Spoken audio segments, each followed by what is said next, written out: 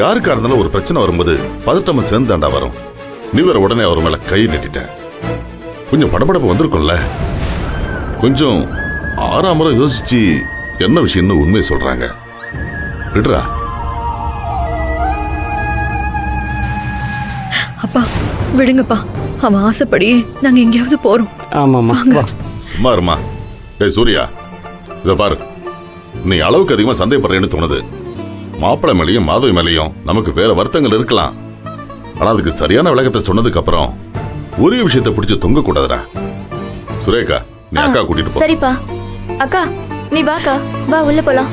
போலாக்கா, உள்ள வாங்க போலாம் மாப்பிள்ளை. போலாம், வா வாக்கா.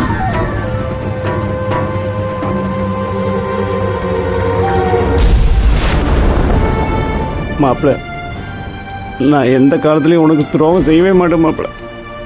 என்னைக்கு இருந்தாலும் ஒரு நாள் உனக்கு உண்மை தெரிய வரும். அப்போ என்ன புரிஞ்சுக்கோ மாப்பிள்ள.